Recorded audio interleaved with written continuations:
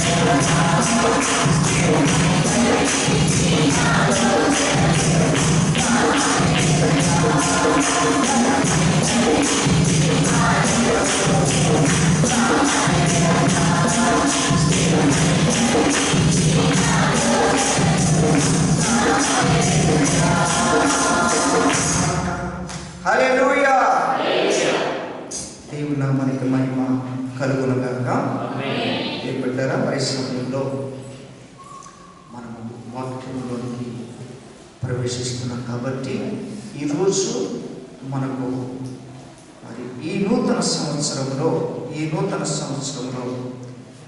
దేవుడు మనకిచ్చిన మొదటి మరి ఆదివారపు పునరుద్ధానపు ఆరాధన.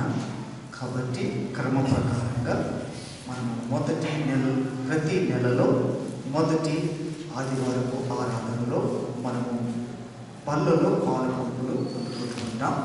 కాబట్టి అట్టి క్రమముగా ఈరోజు ఈ పళ్ళ ఆరాధన కూడా జరగబోతుంది. కాబట్టి ఈ వాక్యము వినేటప్పుడు బల్ల ఆరాధనలో కూడా మనము సిద్ధపడుతూ ఈ వాక్యాన్ని వింటూ ఉండాలి. సిద్ధపడుతూ మన హృదయాలను మరి సరిదిద్దుకుంటూ బాగు చేసుకుంటూ దేవునికి అంగీకారంగా ఉండేటట్టుగా మన హృదయాలని వాక్యము చేత సరిదిద్దుకోవలసిందిగా ప్రభు పేరిట మనవి చేస్తున్నాను. యోహాను సువార్తలో 6వ అధ్యాయము 55వ వచనం 56వ వచనం మనం చదువుకుందాం. నా శరీరము నిజమైన ఆహారమును, నా రక్తము నిజమైన పానమునై ఉన్నది. నా శరీరము తిని నా రక్తము త్రాగువాడు నా యందును నేను వారి యందును నిలిచి ఉంటాను అని యేసయ్య ద్వారా పలకబడినటువంటి ఈ మాటను బట్టి మనమందరం కూడా మన హృదయాలను పరిశీలన చేసుకోవాలి. ప్రభువు చెప్తున్నారు ఏంటిదంటే, నా శరీరం నిజమైన ఆహారము, నా రక్తము నిజమైన పానము. అంటే ఆయన మాటలో మనకు కనబడుతున్నది ఏంటి అంటే నిజత్వం, సత్యం. ప్రభు మాట ఎప్పుడు కూడా సత్యమైనది, నిజమైనది. ఆయన ఒక్క మాట విడుదల చేశాడు అనంటే దేవుని బిడ్డలారా ఆ మాటలో ఖచ్చితంగా జీవం ఉన్నదని మనం గుర్తెరగాలి. ఆయన మాటలో ఏమున్నదన్నమాట? జీవము ఉన్నది. ఆయన ప్రతి పలికిన మాటలో జీవము ఉన్నది అని మనము పలకాలి, అర్థం చేసుకోవాలి. కనుక యేసయ్య అన్న ప్రకారం నా శరీరము నిజమైన ఆహారము, నా రక్తము నిజమైన ఏమన్నాడు? నా రక్తము నిజమైన పానమునై ఉన్నది. ఆహారము పానం. ఇది మనుష్యుడు భూమి మీద బ్రతికినంత కాలము శరీరము పోషణ కొరకు ప్రతి వ్యక్తి ఆహారం తీసుకోవాలి, పానము తీసుకోవాలి. ఆహారం తీసుకోవాలి, పానమును కూడా తీసుకోవాలి. అయితే ఈ శరీరము తీసుకుంటున్నటువంటి ఆహారమే కానీ, ఈ శరీరము కొరకు తీసుకుంటున్నటువంటి పానమే కానీ దేవుని బిడ్డలారా ఇవి కొంతకాలం మట్టుకే ప్రయోజనకరం. తర్వాత ఆ ఆహారం కానీ ఆ పానము కానీ మరి మన ఆత్మకు ప్రయోజకరంగా ఉండవు. ప్రయోజకరంగా ఉండేది ఈ శరీరానికి ఈ లోక సంబంధమైన ఆహారం, ప్రయోజకరంగా ఉండేది ఈ శరీరానికి ఈ లోక సంబంధమైన పానం. కాబట్టి దేవుని బిడ్డలారా మనము పోషింపబడడానికి, బ్రతకడానికి ఆహారం తీసుకోవాలి, పానం కూడా తీసుకోవాలి. దానిని తప్పు చేయకూడదు. అట్ ద సేమ్ టైం మనము మన ఆత్మ పోషణకు కూడా ఆహారం కావాలి, పానము కావాలి. దేవుని బిడ్డలారా ఈ రెండింటి విషయంలో బ్యాలెన్స్డ్గా మనం ఉండాలి. మనము ఆత్మను తక్కువ చేసి, ఆత్మ పోషణను తక్కువ చేసి కేవలము శరీరముకు మాత్రమే ఆహారం అందిస్తూ, శరీరంకు మాత్రమే పానమును అందిస్తూ ఉంటే సరిపోదు. నీ ఆత్మ బలహీనపడుతుంది, నీ ఆత్మ కృషించిపోతుంది. నువ్వెంత బలవర్ధకమైన ఆహారం శరీరంలోకి పెట్టినా ఒకరోజు ఆ బలమైనటువంటి ఆహారము పొందుకున్నటువంటి యొక్క శరీరము మట్టిలోనికి వెళ్ళిపోవాలి, లోకములు విడిచిపెట్టబడాలి. ఎంత రుచికరమైన పానమును మనము ఈ శరీరం కొరకు మనం తీసుకున్నా దేని బిడ్డలా అది మరి ఈ లోకములో కొంత మట్టుకు మాత్రమే ప్రయోజకరము. అది ఈ లోకమును విడిచిపెట్టి వెళ్ళిపోవాలి. కనుక వెళ్ళిపోవలసినటువంటి ఏంటిదనంటే ఆత్మ. విడిచిపెట్టి వెళ్ళవలసింది ఏంటి? శరీరమును విడిచిపెట్టి వెళ్ళవలసింది ఏంటి? ఆత్మ. శరీరమును విడిచి వెళ్ళవలసినటువంటి ఆత్మ ఎక్కడికి వెళ్ళాలి? దేవుని యొద్దకు వెళ్ళాలి. దేవుని యొద్దకు వెళ్ళేటప్పుడు ఎలాగ వెళతావు చెప్పండి. క్షీణించిపోయిన వాడుగా, బలహీనుడుగా వెళతావా? అలాగ కాదు.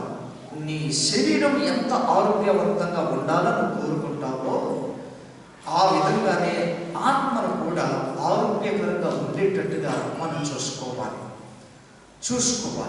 కాబట్టి దేవుడు చాలా మంది గొప్ప గొప్ప సేవకులు వారు ఇస్తున్నటువంటి ప్రాధాన్యత దేనికో తెలుసా? శరీరములకు ఇవ్వరు, ఆత్మకు ఇస్తారు. ఆత్మకు ఇస్తారు. దినాలు గడిచిపోతే దేవుని ద్వారా ఇవ్వబడిన ఆత్మ క్షీణించిపోకుండా, బలహీనం కాకుండా వారు దేనికి ప్రాముఖ్యత ఇస్తున్నారంటే ఆత్మకు ప్రాముఖ్యత ఇస్తున్నారు. ఆ ఆత్మకు ప్రాముఖ్యత ఇచ్చు క్రమంలో తమ శరీరమును సైతము నిర్లక్ష్య పెట్టి ఆత్మకు ఎక్కువగా ప్రాధాన్యత ఇస్తారు. అట్టి క్రమమును వారు చేస్తున్నటువంటి పని ఏంటిదనంటే ఉపవాసముల మీద ఉపవాసము వారు దేవుని సన్నిధిలో గడుపుతూ దేవుని బిడ్డలారా ఆత్మకు ఏ మాత్రం కూడా కొదువ కాకుండా, తక్కువ కాకుండా ఆత్మను పోషించుకునే క్రమంలో, ఆత్మను బలపరుచుకునే క్రమంలో, ఆత్మను దేవుని ఎదుట చక్కగా నిలబెట్టుకునే క్రమంలో ఏ మాత్రము కూడా ఆత్మకు తక్కువ కాకుండా ఆ సేవకులు కొంతమంది విశ్వాసులు కూడా ఉంటారు.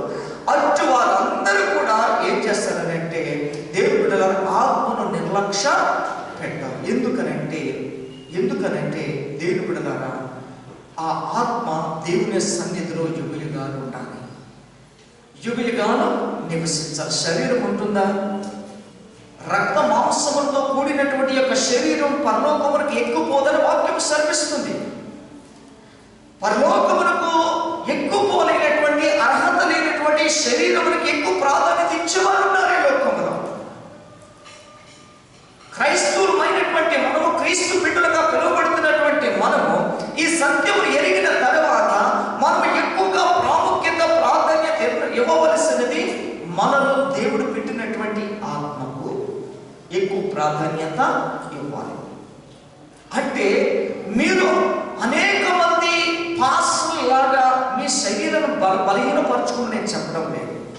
మీ ప్రతిష్టత, మీ సమర్పణ దేవునిలో ఎదుగు నిమిత్తము, దేవునిలో బలపడి నిమిత్తము మీ సమర్పణ ఎలా ఉంటుందో అలా చేసుకుంటూ వెళ్ళిపోవాలి తప్ప ఫలానా సేవకుడు చేశాడు కదా అని చెప్పి నీవు సరైన భక్తి చేయకుండా దేవుని బిడ్డలారా నీ శరీరం మాత్రమే బలహీనపరచుకోవాలని చూస్తే ఇటు శరీరం బలహీనపడుతుంది, ఆత్మ కూడా బలహీనపడుతుంది. ఆ విధంగా కాకుండా రెండింటిని కూడా బ్యాలెన్స్గా చూసుకుంటూ నీవు కొనసాగుతూ ఉన్నట్లయితే దేవుని బిడ్డలారా ఎందులోనూ నీవు కొదువ కలిగిన వాడుగా దానుగా ఉండవన్నమాట. కాబట్టి దేవుని బిడ్డలారా యేసయ్య అంటున్నటువంటి మాట ఏంటంటే 54వ వచనములో మనం చూస్తే నా శరీరము తిని నా రక్తము త్రాగువాడే నిత్య జీవము గలవాడు. ఎందుకు నిత్య జీవం గలవాడు అని అంటే నా శరీరము తిని నా రక్తము త్రాగువాడు, నా శరీరము తిని నా రక్తము త్రాగువాడు నిత్య జీవము గలవాడు. ఎందుకంటే ఆయన శరీరములో మాత్రమే, ఆయన రక్తములో మాత్రమే జీవం ఉంది. ఇంకా ఏ శరీరములో లేదు. ఎంతమంది కాళ్ళు కడిగి నువ్వు తాగినా అందులో ఏ ప్రయోజనం లేదు. నువ్వు నెత్తి మీద జల్లుకున్న ఏ ప్రయోజనం లేదు. ఆయన మాటల్లోనే జీవం ఉంది కాబట్టి ఆయన మాట తీసుకోవాలి తప్ప ఏవేవో మురికి నీళ్లు దూరం నుంచి తెచ్చుకుని నువ్వు తాగడం వలన నీ జీవితం ఏమి ధన్యమైపోతూ మారదు, మార్పు చెందదు, దేవుని దృష్టికి అది వెళ్ళదు, దేవుని రాజ్యంలోనికి చేరదు. నీ జీవము చేరే మార్గం ఒక్కటే ఏంటిదనంటే ఆయన శరీరములో జీవం ఉంది, ఆయన రక్తములో జీవం ఉంది. కాబట్టి ఆయన శరీరంలో మనం తీసుకోవాలి, ఆయన రక్తం మనం ఎలా తీసుకుంటాం? ఇప్పుడు ఎలా తీసుకుంటాం? అలనాడు యేసుక్రీస్తు ప్రభువు వారి శిష్యులను అందరూ కూడా పిలిచి మరి ఆయన చెప్పాడు ఏంటంటే, ఒక రొట్టెని తీసి ఇది నా శరీరం అని అన్నాడు. అంటే ఏదైతే తమ చేతుల్లో యేసయ్య చేతుల్లో రొట్టె పెట్టబడిందో ఆ మాట పలకగానే ఆయన చేతుల్లో ఉన్న రొట్టె జీవముతో నింపబడిపోయింది. ఆమేన్, హల్లెలూయా. దేవుడిలో గ్రహించారు. ఎప్పుడే ఇది నా రొట్టె, ఇది నా శరీరము అని తన చేతుల్లోనికి శరీరంగా చూపిస్తున్నాడో ఆయన చేతిలో ఉన్నది మరి అక్కడ చూసే వారికి రొట్టెగా కనపడవచ్చు. చూసే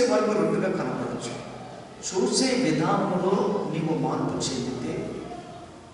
చెందితే అది రొట్టెగా కనపడుతుంది, దేవుని శరీరంగా కనపడుతుంది. నువ్వు చూసే విధానంలో అది నీవు భక్తితో, ఆత్మ బలముతో, ఆత్మ తీవ్రతతో నువ్వు చూస్తే యేసయ్య శరీరము తన చేతుల్లో పెట్టబడినది రొట్టె కాదు, అది నా యేసయ్య శరీరం అని నువ్వు గ్రహించి శరీరం కిందే నువ్వు తీసుకుంటావు, శరీరం లాగానే నువ్వు తీసుకుంటావు. ఇది నా రక్తము అని అన్నాడు. దేన్ని చూపించాడు? ద్రాక్షారసము చూపించి ఇది నా రక్తము అని అన్నాడు. నా రక్తము అని ఎప్పుడైతే పలికాడో పలికిన వెంటనే ఆ ద్రాక్ష రసము ఏ విధంగా మారింది? రక్తముగా మారింది. ఇటువంటి సాదృశ్యాలు యేసు ప్రభువారి జీవితంలో, ఆయన బోధనలో, ఆయన చేసిన కార్యాలను ఎన్నో చూస్తాం. కానాను పెండ్లి విందులోనికి ఆయన పిలువబడినప్పుడు అక్కడ తయారు చేసినటువంటి ద్రాక్షారసము పంచినప్పుడు అందరికీ సరిపోలేదు. చాలా మంది ఇంకా ద్రాక్షారసము తీసుకోవలసినటువంటి అవసరత ఉంది. అక్కడ కొదువ అనేది ఏర్పడింది.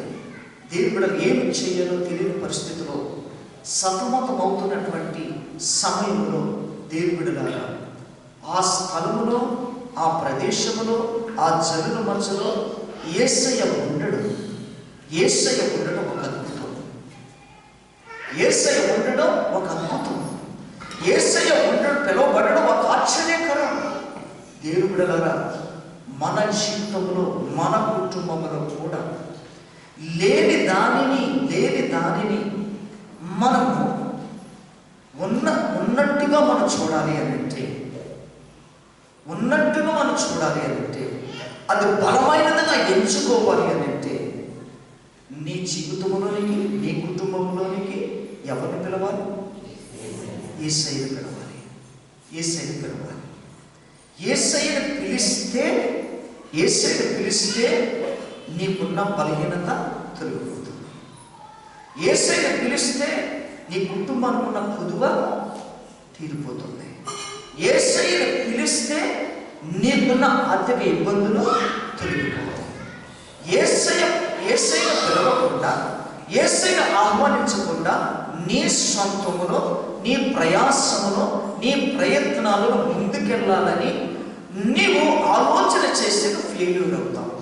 నీ శరీరం తృప్తిపరచుకోవడానికి నీకున్న ఆర్థికాన్ని ఖర్చు చేసి నిన్ను తృప్తిపరచుకుంటావు తప్ప దేవుడు యేసయ్య ద్వారా తృప్తి అనేది నీకు ఎప్పటికీ కలగదు. యేసయ్య ద్వారా నీకు ఎప్పటికీ కొదువ అనేది తీరదు. అన్ని డబ్బు ద్వారా నువ్వు సంతృప్తిని పొందుకోలేవు. అన్ని డబ్బు ద్వారా నువ్వు సంతోషం తెచ్చుకోలేవు. అన్ని డబ్బు ద్వారా నువ్వు ఆరోగ్యాన్ని సంపాదించుకోలేవు. అది కొంత మట్టుకు మాత్రమే ప్రయోజనకరం. నీకు ఎక్కువగా ఇప్పుడు ఎల్లప్పుడూ సదాకాలము యుగయుగాలు నీకు ప్రయోజనకరంగా ఉండేది చేసేది యేసయ్య ద్వారా మాత్రమే. ఆమేన్, హల్లెలూయా. కాబట్టి వారు అనుకోలేదు, మేము తయారు చేసిన ఈ ద్రాక్ష రసము వచ్చిన వారందరికీ కూడా సమృద్ధిగా సరిపోతుంది. వారు అనుకున్నారు కానీ వారు అనుకున్నది ఏమైంది? అక్కడ ఫెయిల్యూర్ అయింది. కాబట్టి దేవుడిలారా, నీ జీవితంలో, నా జీవితంలో, మనందరి జీవితంలో యేసయ్యను ఆహ్వానించుకున్న వారు ఎవరైనా సరే, యేసయ్యను పిలుచుకున్న వారు ఎవరైనా సరే, వారి యొక్క లైఫ్ ఫెయిల్యూర్ కాదు. వారి యొక్క లైఫ్ అవమానపరచబడే పరిస్థితికి అప్పచెప్పబడదు. అక్కడ ద్రాక్షారసం కనుక కొంతమందికి ఇచ్చి కొంతమంది ఇవ్వకపోతే ఎంతో భయంకరమైన అవమానం వచ్చింది. ఎంతో భయంకరమైనటువంటి లోపాలను ఎత్తు చూపేవారు. అటువంటి పరిస్థితి రాకుండా అక్కడ యేసయ్య ఉండడం వలన, యేసయ్య వారి మధ్యలో ఉండడం వలన అక్కడ ఉన్నటువంటి లోటు కాస్త, అక్కడ ఉన్నటువంటి అవమానం కాస్త, బలహీనత కాస్త దేవుని యొక్క మాట ద్వారా, దేవుని యొక్క కార్యాల ద్వారా అక్కడ కొదువులన్నీ కూడా తీర్చబడ్డాయి. లోపములన్నీ కూడా ఎవరికీ తెలియకుండా దేవుని యొక్క మాట వలన, దేవుని యొక్క కార్యాల వలన అక్కడ దేవుడులరా అందరికీ కూడా సమకూర్చబడ్డాయి. మనందరి జీవితంలో ఆ విధంగా సమకూర్చబడాలంటే, లోటు తీర్చబడాలంటే ప్రతి ఒక్కరి జీవితంలో యేసయ్య ఉండాల్సిందే. ప్రతి ఒక్క కుటుంబంలో యేసయ్య ఉండాల్సిందే. అది నీ ఉద్యోగ స్థలంలోనే కానీ, నీ ఉద్యోగ స్థలంలోనే కానీ, చేయి పనిలోనే కానీ అక్కడ కూడా నువ్వు యేసయ్య ఉండాలి. యేసయ్య ఉంటే పొరపాటు చేయవు. యేసయ్య ఉంటే అక్కడ అవమానం పొందవు. యేసయ్య ఉంటే అక్కడ అనవసరమైన మాటలు నువ్వు పొందుకో.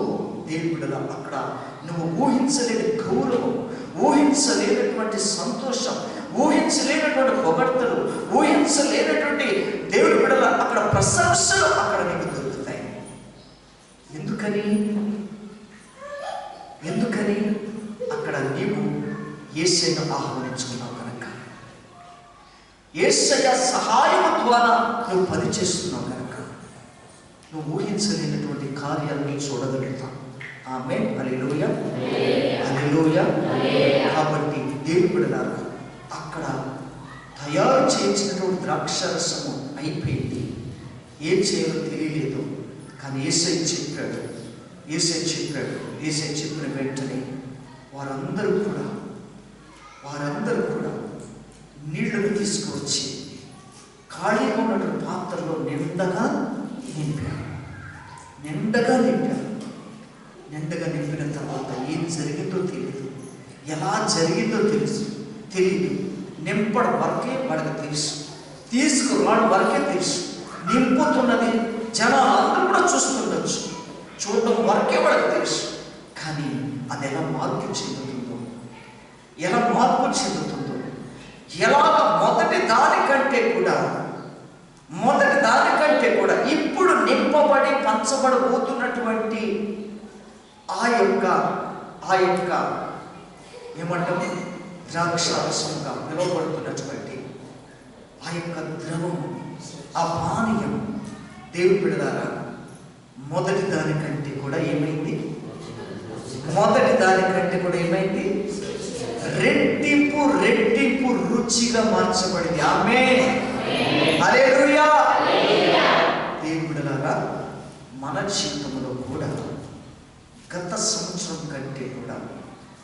సంవత్సరంలో ఉన్న భక్తి కంటే కూడా, గత సంవత్సరంలో ఉన్నటువంటి నీ సమర్పణ కంటే కూడా రెట్టింపు దీవెనకరంగా, రెట్టింపు ఆరోగ్యకరంగా, రెట్టింపు సంతోషకరంగా మన కుటుంబాలు, మన జీవితాలు, మన భక్తి మార్చబడాలి అని అంటే దేవుని మాట విని చెప్పింది చేయాలి. దేవుడు నింపుతున్నప్పుడు నింపుకోవాలి. దేవుడు చెప్తున్నాడు, వాక్యంతో మాట్లాడుతూ దేవుడు నింపుకోమని చెప్తున్నాడు. నింపుకోమని చెప్తున్నప్పుడు నింపుకోవాలి.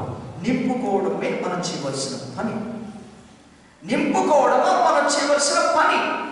నింపబడిన తర్వాత అది ఎలాగ మార్పు చెందుతుందో, ఎలాగ ఆరోగ్యకరంగా మారుతుందో, ఎలాగ సమృద్ధికరంగా మారుతుందో, ఎలాగ లోటు తీర్చబడుతుందో, ఎలాగ బలము చేకూర్చబడుతుందో అది నీకు తెలియదు. దేవుడు మాత్రమే చేస్తాడు. దేవుడు మాత్రమే చేస్తాడు.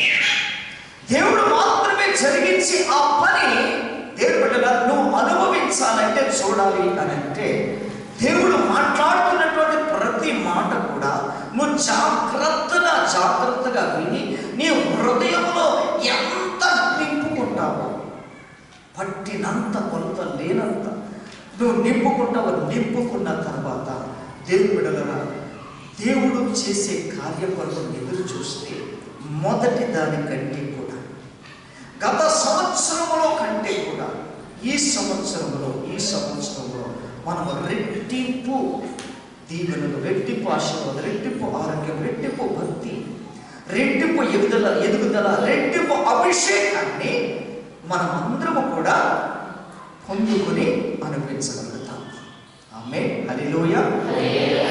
అందుకు ఎవరుండాలి మనలో?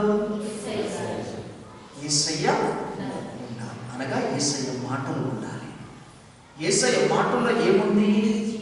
జీవం ఉంది, జీవం ఉంది, జీవం ఉంది. అందుకనే అంటున్నాడు, నా శరీరం ఉంది, నా రక్తము తాగువాడు నిత్య జీవము కలవాడు. నిత్య జీవము అంటే కావలసినంత జీవము ఉందన్నమాట. కావలసినంత భక్తి ఉందన్నమాట. కావలసినంత అభిషేకం ఉందన్నమాట.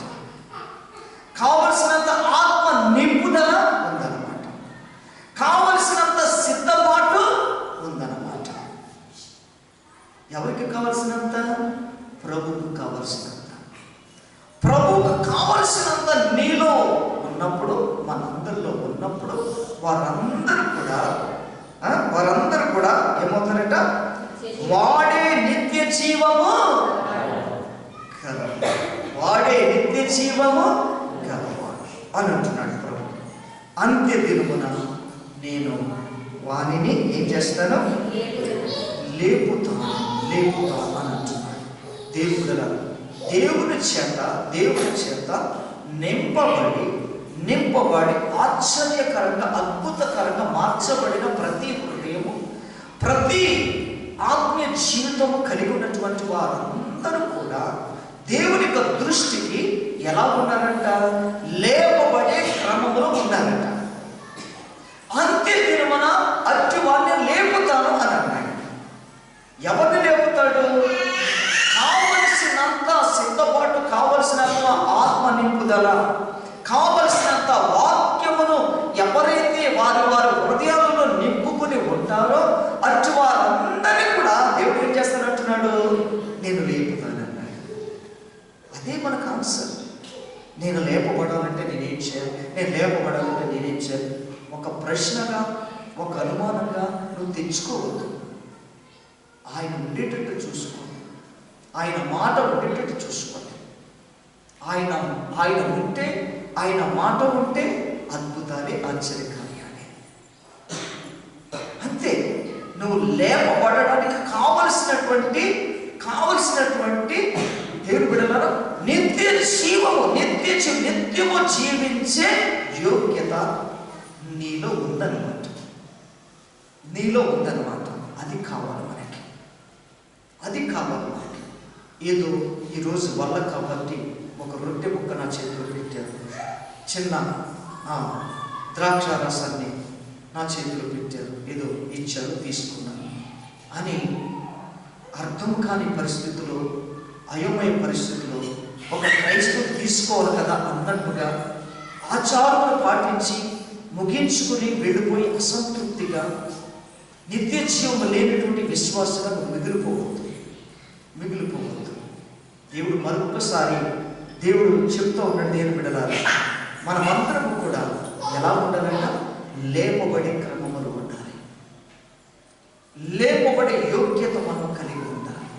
లేపబడలేని స్థితిని ఉన్నావంటే నీవు విశ్వాసిగా ఉండడం, క్రైస్తవుడుగా పిలువబడడం వ్యర్థం. క్రైస్తవుడుగా పిలువబడడం వ్యర్థం. నేను క్రైస్తవుడు చెప్పుకోవడం కదా.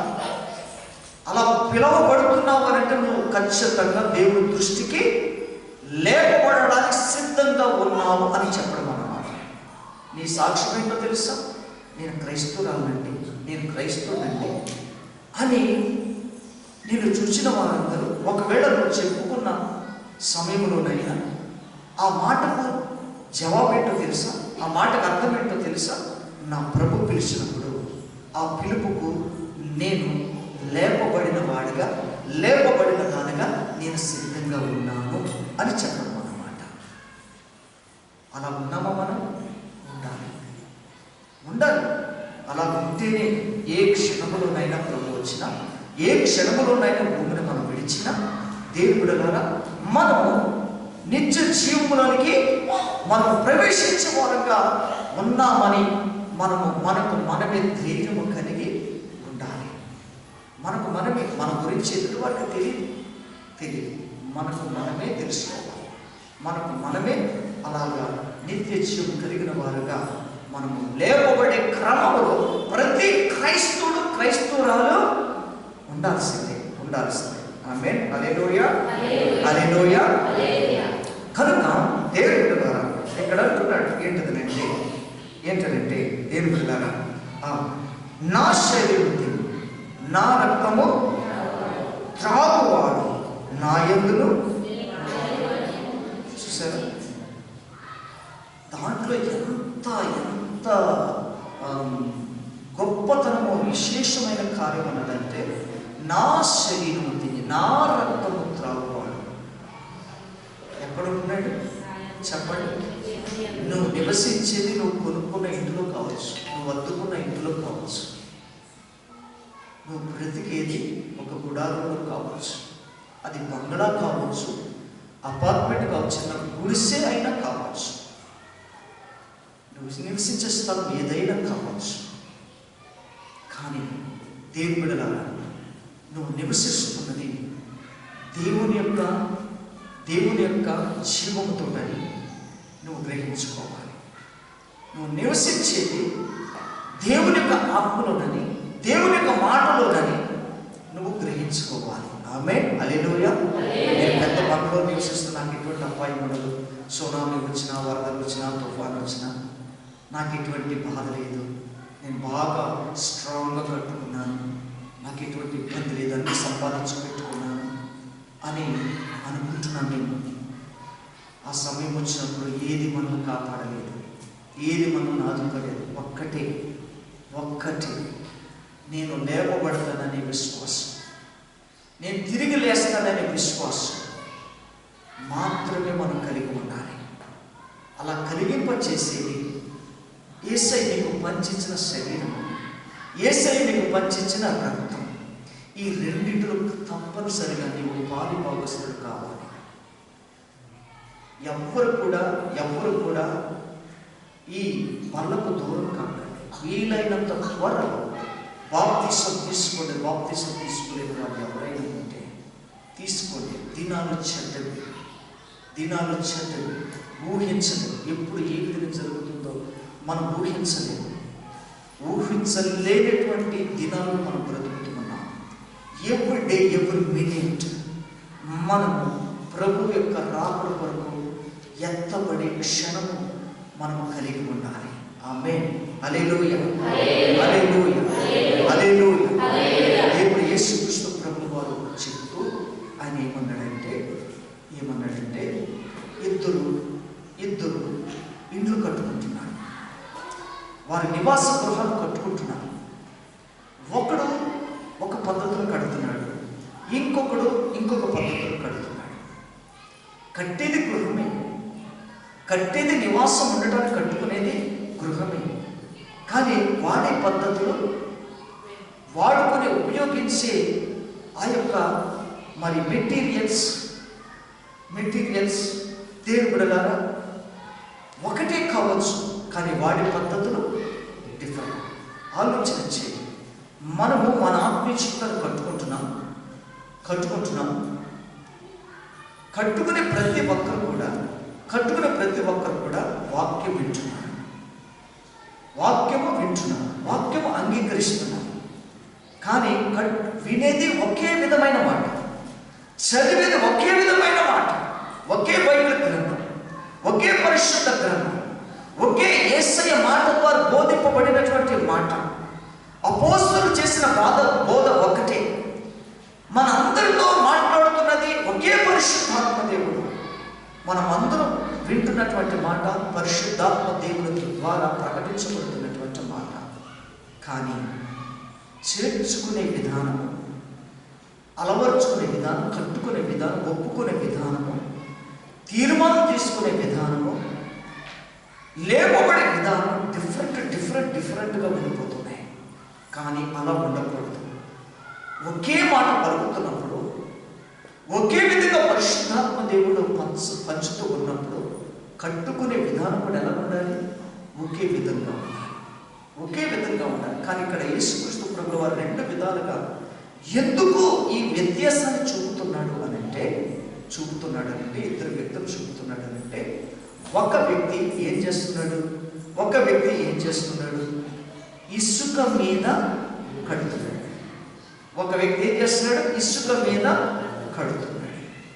సిమెంట్ వాడుతున్నాడు, దానికి ఇసుక వాడుతున్నాడు, దానికి ఏమంటారు కంకర వాడుతున్నాడు.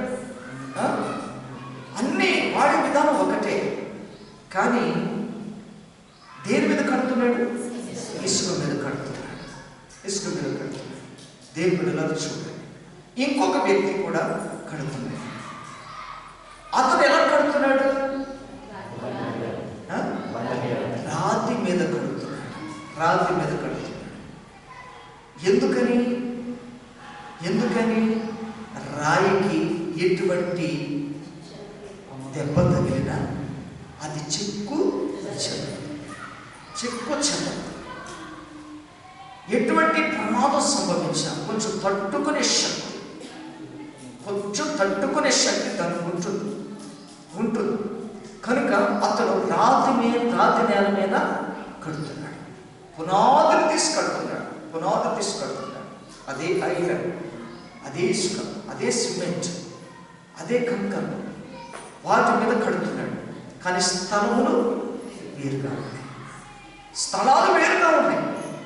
కాబట్టి దేవుని బిడ్డలారా, ఆ వేరు స్థలంలో కట్టబడిన బిల్డింగ్స్ రెండు కూడా చూడడానికి అందంగానే ఉన్నాయి. ఒకే విధంగా ఉన్నాయి.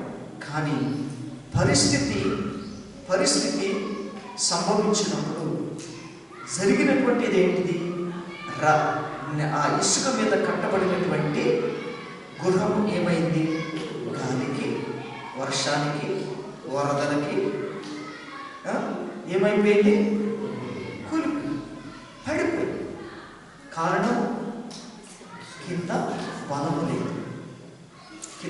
లేదు, సరైన బేస్మెంట్ లేదు, పునాదులు లేవు.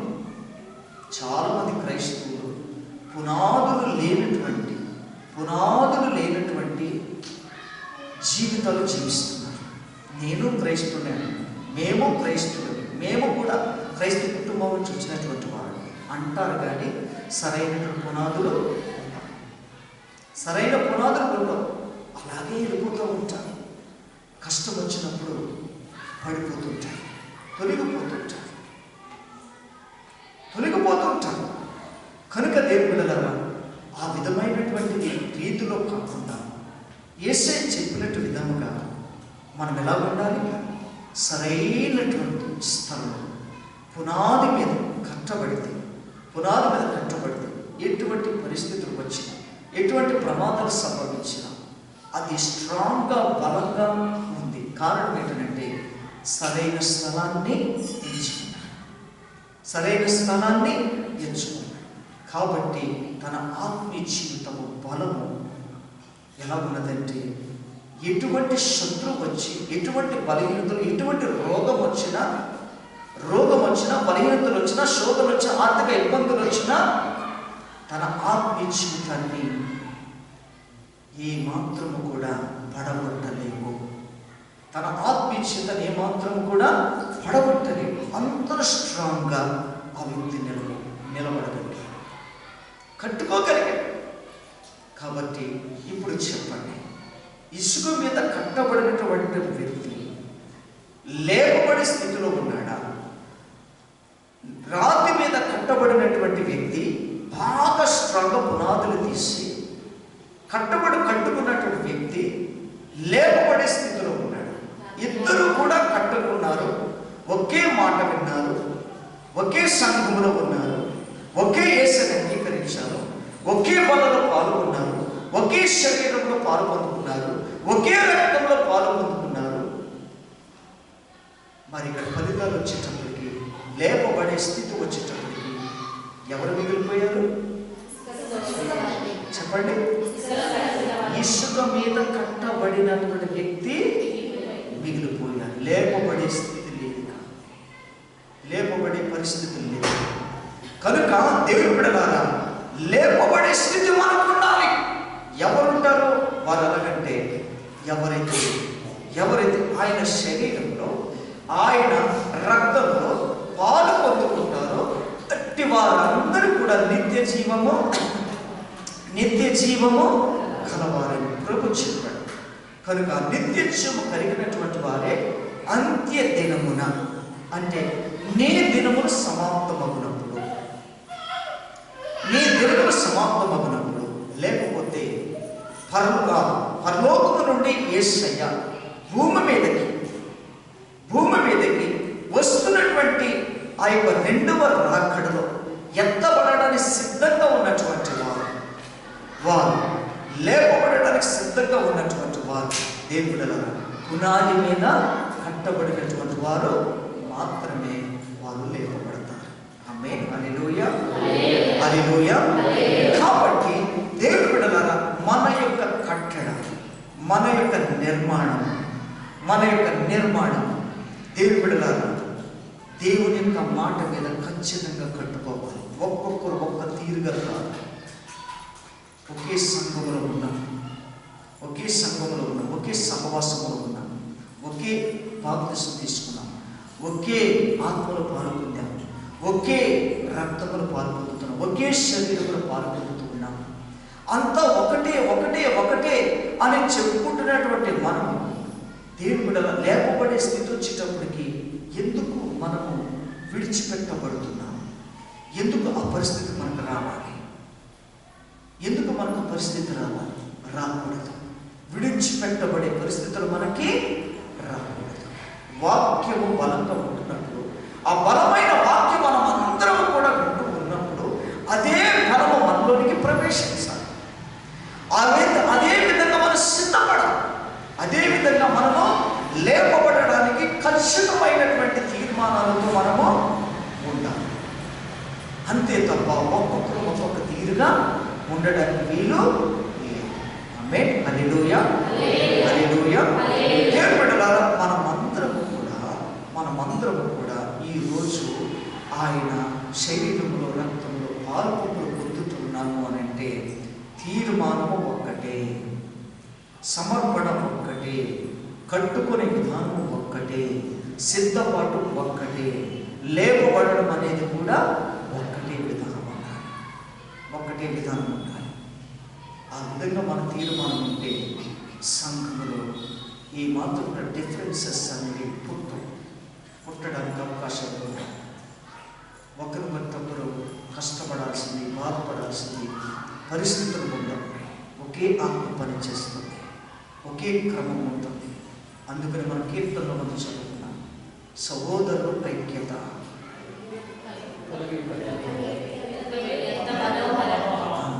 చూసారా? ఆ విధంగా దేవుని దృష్టికి మనం ఇంపుగా మనం ఉండాలి. ఆమేన్, హల్లెలూయా, హల్లెలూయా. ఒక వచనం మనం చూద్దాం. మత్తయి సువార్త 18:3.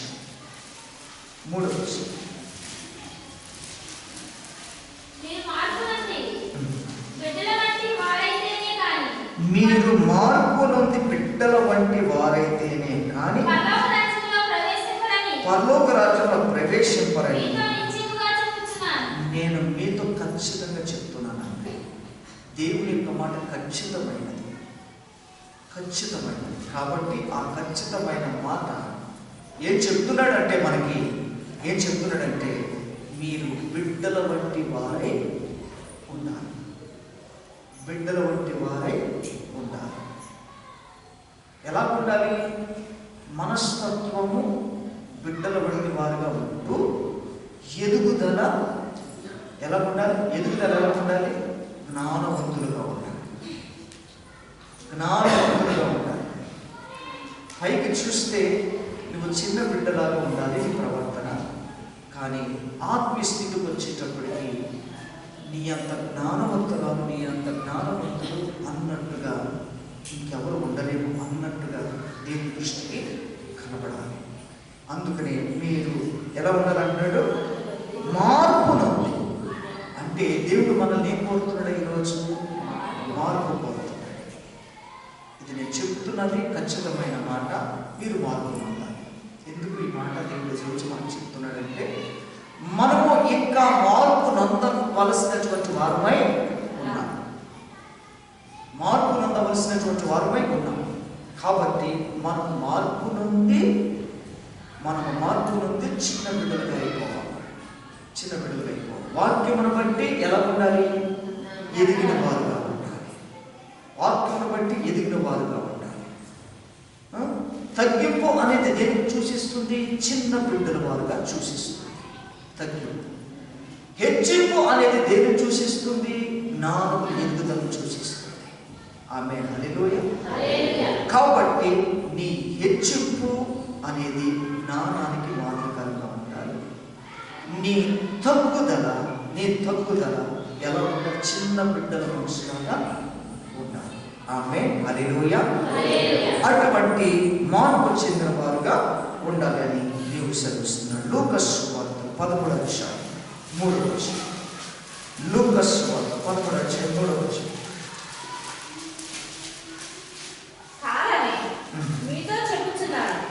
మీరు మారు మనసు పొందని ఎడల మీరందరూ అలాగే నశింతురు. చాలు. ఇక్కడ కూడా ఏం చెప్తున్నాడు అంటే, దేని బిడ్డలారా, ఈ గలిలయులు అట్టి హింసలు పొందినందున వారు గలిలయందరికంటే పాపులని మీరు తలంచుచున్నారా? కాదు, మీతో చెప్పుచున్నాను. మీరు పాపులు కాదని మీతో నేను చెప్పుచున్నాను. ఏం చెప్తున్నాడు ఆయన? మీరు మారు మనస్సు పొందని ఎడల మీరందరూ అలాగే గలిలయులు. ఇక్కడ చూడండి, ఆ కాలము అక్కడ ఉన్న కొందరు ఆ సంగతి యేసుతో చెప్పగా ఆయన వారితో ఇట్లా, నేను ఈ గలిలయులు అట్టి హింసలు పొందినందున. వీరందరూ కూడా హింసలు పొందారట. హింస పొందటానికి దేవుడి ద్వారా కొన్ని కారణాలు అక్కడ కనబడుతున్నాయి, దేవుని దృష్టికి వచ్చాయి. వారు హింస పొందటానికి తమ్మును తాము అలా అప్పచెప్పుకున్నారు. వారి భక్తిహీనతే వారి హింస పొందడానికి కారణమైంది. మీరు కూడా అలా ఉండాలనుకుంటున్నారా? మీరు కూడా ఆ పరిస్థితికి అప్పచెప్పుకోవాలనుకుంటున్నారా? నో, అలాగ మీరు అప్పచెప్పుకోకండి, అలాగ మీరు ఉండకండి. మీరు మారు మనస్సు పొందండి అని అంటున్నారు. మీరు పొందకపోతే అటువంటి పరిస్థితికే అప్పచెప్పబడతారు. అలా అప్పచెప్పబడకుండా ఉండాలి అని అంటే మనం ఏం కావాలి?